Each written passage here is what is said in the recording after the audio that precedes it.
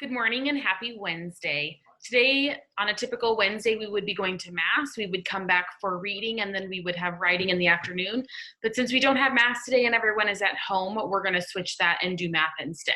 So follow the rest of the video for lessons in math, reading, and writing. Good luck.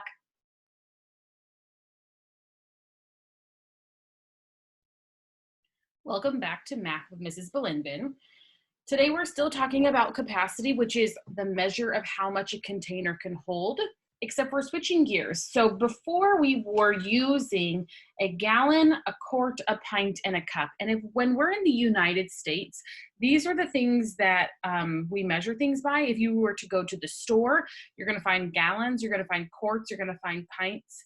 If you're using a recipe, you're gonna find cups. But in other parts of the world, they use what is called the metric unit. So we are going to still be measuring things today, but in a little bit different way using other measurements. So there are different measurements used to find how much something holds. We are going to use milliliters, which is about 1 drop of water. So if you guys have a dropper around your house, sometimes this helps to have it in your hand to kind of get a gauge about how much this can actually drop. So if I were to drop 1 droplet out, that's not very much water, but that's about a milliliter. Then we're also going to use liters, which is about a water bottle. Okay, so if you have a water bottle around your house, this could also be really helpful for you to gauge measurement. Okay, here we go. So your first job today is, we're in our workbook today. We're on page 191, 191. And it has these pictures up here again at the top. These are really helpful for us, and it just says what I just said. The drop of water is 1 milliliter, and then a drinking glass, this is Cece's cup, guys. A drinking glass holds about 240 of these. So if I drop this 240 times, I would get about a drinking glass. And then our bottle of water is about 1,000 milliliters. And this is actually only a half of a liter. This is 500 milliliters, not 1,000. So if you have an even bigger water bottle, that would be really helpful. But I don't have one on hand, so this is going to be our gauge today. Okay, so we're going to do some estimating today, or just taking guesses.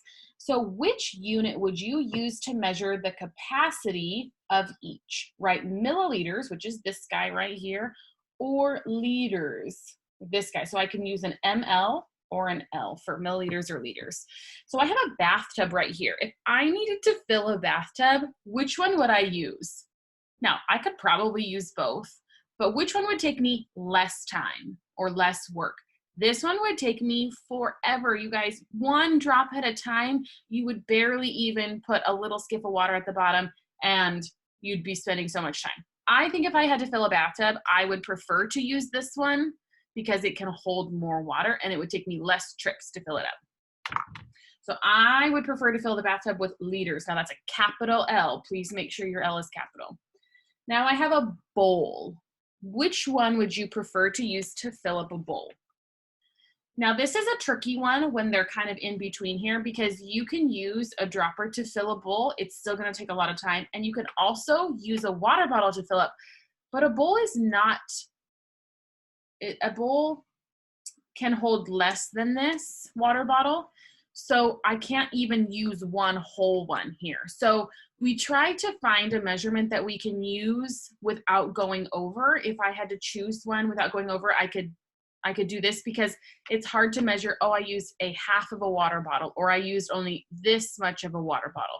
So if I had to measure, I would probably go with the smaller one, just because I can count how many drops. So milliliters for this one. And then if I had to fill a gallon jug, which one would I use? Again, I'm probably going to pick the bigger one because I would fit a couple of these into a gallon. So I'm going to pick a liter. Now we're coming back to that juice box right here. A juice box holds how many milliliters?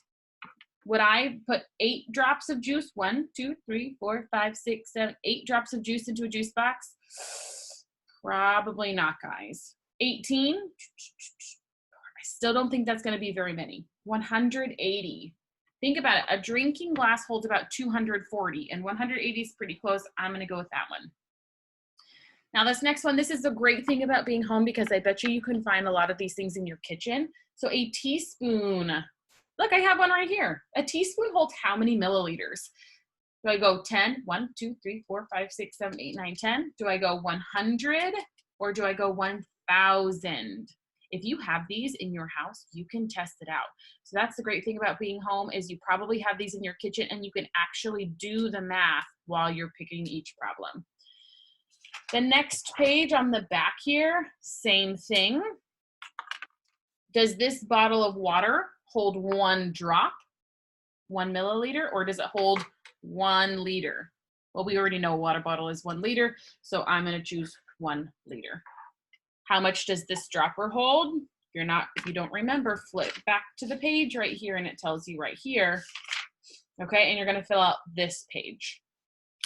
That's your number 1 goal. If that took you a lot of time, go ahead and stop right there. If you have a little extra time in math, because remember we spend only an hour of math each day, then there's another activity. So in your packet here, the next page should be your Metric Madness sort. So go ahead and find that and get out your spiral notebook and we open to the next clean page and I have my Metric Madness right here. So you're going to cut this top piece out together. And you're going to cut just to the title and stop. So we've got some flaps here. And you guessed it, we're gonna only glue on the title part so we can create flaps. Good thing we practice this a lot at school, guys, because you guys have become pros at making the flaps with your math. And then these bottom pieces, we are going to cut them out. You can use the little stacking trick if you're really careful and you make sure you don't cut off anything you aren't supposed to. And each of these has a picture and you're gonna have to figure out, would I use liters? Would I use a water bottle to fill it up or to measure it? Or would I use a dropper, okay? So you can go ahead and pick any card you want. I'm just gonna start with, which one do I wanna start with? Let's see. We can do gas in a car. Gas in a car. If I was filling up the gas in my car, am I gonna do 1 drop at a time? Probably not. I would be at the gas station all day long. Or would I use something like a liter to fill it up? I think I'm gonna choose a liter. So I'm gonna use liters to measure gas in a car. Okay. Now remember, some of these can be kind of tricky if they are in between, like your shampoo bottle. This doesn't look huge right here, so you can count drop by drop, or if it's smaller than a liter, you're thinking, is it easier to measure 1,000 drops, or is it easier to measure a part of a water bottle? Some of them are a little tricky, so I want you to make the best decision for you, okay? And that is your math today.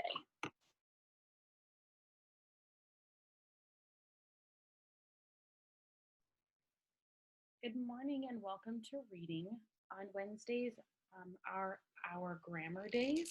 So we are going to talk a little bit about helping verbs that are irregular, which means they're not something that you are used to seeing.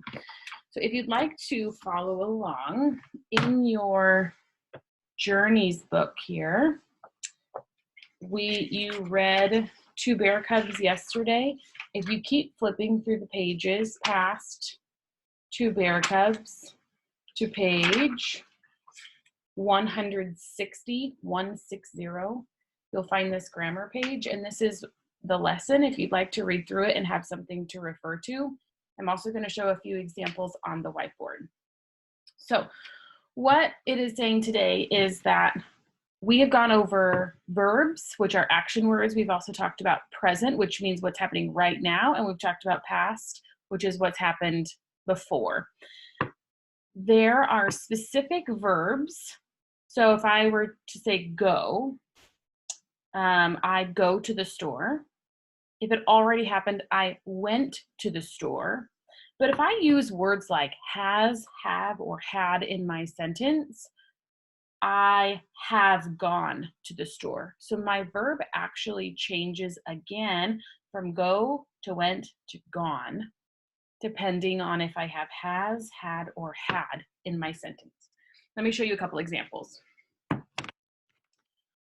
Okay, so we're going to talk about going to a car. So my dad blank to the car. And we're also going to write it with the helping verb had. My dad had blank to the car. You can see both of my sentences are exactly the same, except for the second one has the word had in it. So we're going to figure out what verb goes there. We're talking about past tense, what already happened. Right here, my dad go to the car. No, my dad went to the car. My dad had went to the car. It doesn't make sense if I use the same verb, so I have to change it yet again. And if I look in the book, right here, it's going to tell me that go, went would be had gone. So my dad had gone to the car. It sounds a little weird, but my dad had went to the car also does not sound correct. So let's try another one.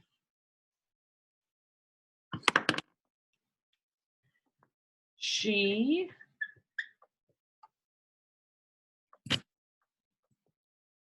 blank a jumping jack. We're going to add that same sentence using had. She had blank a jumping jack.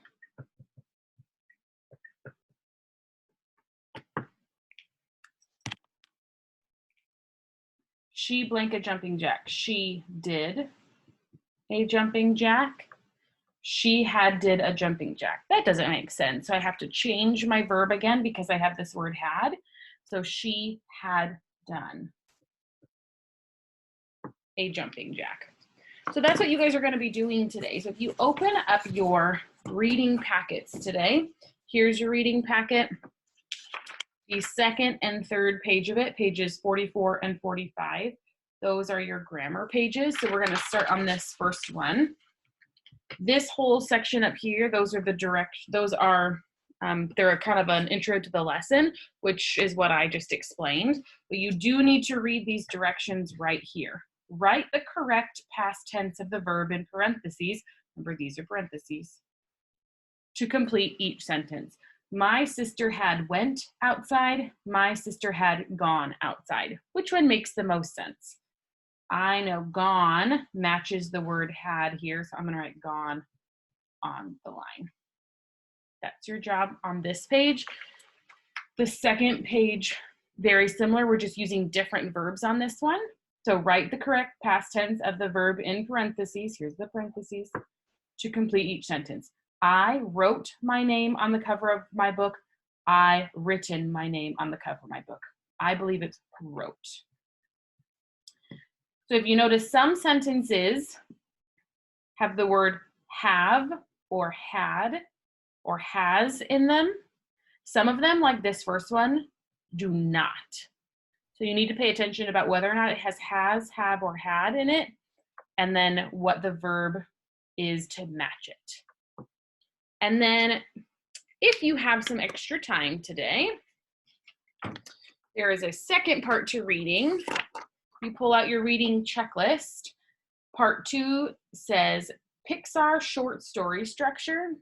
And we've been talking about story structure, about characters and setting and events that happen in order, first, second, third. So we're going to be doing that, but in a fun way, watching a Pixar short story. So I've sent a link to your parents for Jack Jack Attack. If you don't have it, you can just use any book that you have in your house. That is a fiction story that you can even just use a picture book or just one chapter. And then you're going to fill out the story structure. We've been doing this for quite some time, so you should be able to do this on your own. Your story title or the short that you guys watched is Jack Jack Attack, or whatever story you chose to read instead.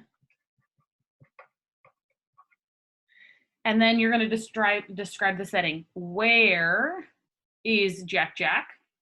The main character, who is it? The main character is Jack Jack. I know that there are other characters as well, but the main one is Jack Jack. Appearance. What does he look like? You're going to describe that. And thoughts or actions. What does he do? Then you're going to take both of these here and write it in a sentence down here. So this is just like, what does he look like? You can put it in bullets. What does his hair look like? His eyes? What colors? What does he do? I know he does some pretty silly stuff. So you can just write very basic words here, and then you're going to put it in a sentence. Jack Jack has blank hair. You're going to fill in what color hair does he have? And then you're going to continue on with your sentences. And then I can infer just means what do you think is going to happen, or what do you think, what can you say about Jack Jack based on this information? Jack Jack is a very kind person. Jack Jack is a silly person. Jack Jack has powers. What can I infer is, what can you say about Jack Jack using the information from above?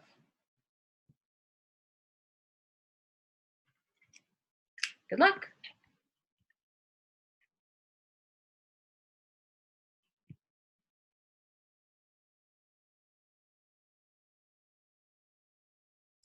Okay, guys, for writing today, I know this has been the biggest question for parents and students. What are we doing for personal narrative, and what am I supposed to do with this packet?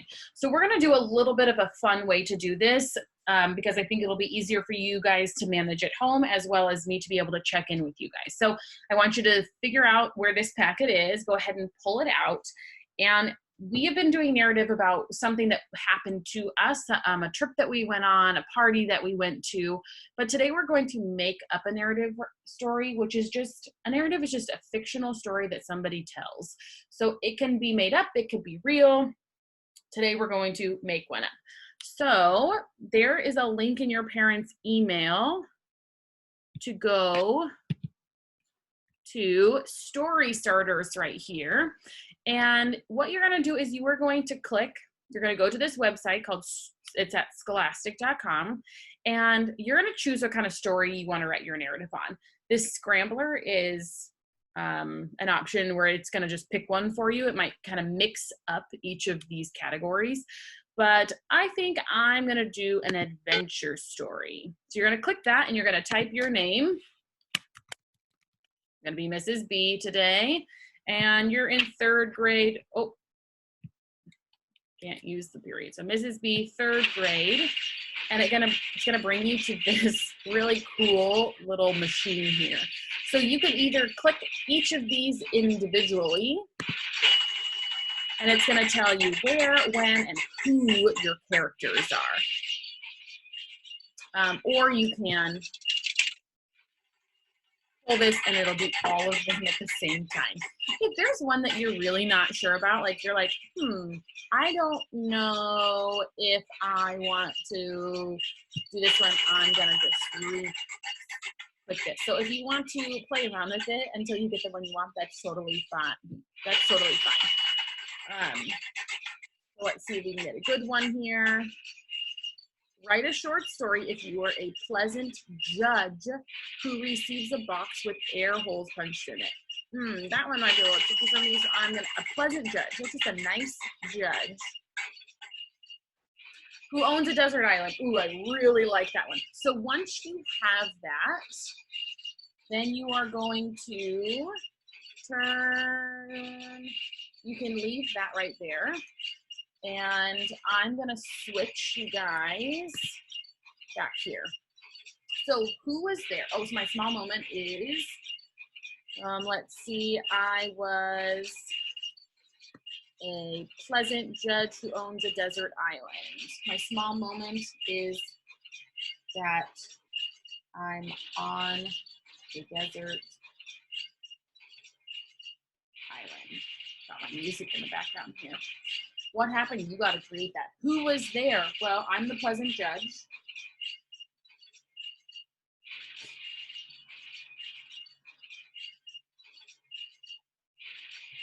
Are you the only person there? Or do you have maybe your dog, Skippy? Is there another person who is on the island with you? And then where were you? Well, I was on a desert island. I owned a desert island. So maybe not just a desert island, but my mansion on a desert island. And when did it happen? You guys can choose. It could be a time of day, a time of year. So I can choose, let's choose summer, because who wouldn't want to be on an island in this summer, okay? Then what happened? You are going to create 5 events about what happened using this information that you found from Story Starters. If you get a little too confused using that Story Starters website and it is frustrating for you, you can go ahead and just fill this in on your own. You can kind of create your own, but Story Starters is a kind of a fun way to give you some options that you wouldn't normally think about. So what happened first? I am a pleasant judge, with a happy judge with my dog Skippy on a desert island in my mansion in the summer. What happened? Anything can happen. So I am, what happened?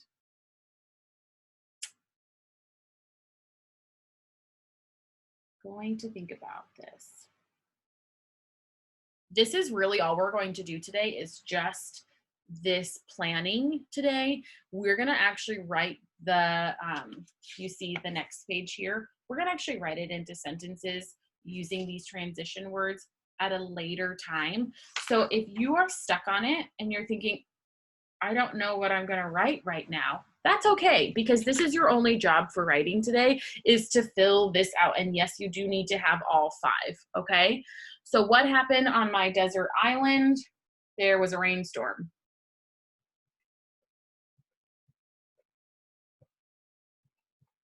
Which is such a bummer when you're in the middle of a desert island, okay? 2, let's see, a treasure map in a bottle washed up to shore, okay? And then I'm going to come up with 3 more. That's your only job today. I'm also going to meet with you guys one-on-one, and I can help you do some brainstorming and fill this out. So I would have this with you, please, when you meet with me on Zoom, either Wednesday or Thursday.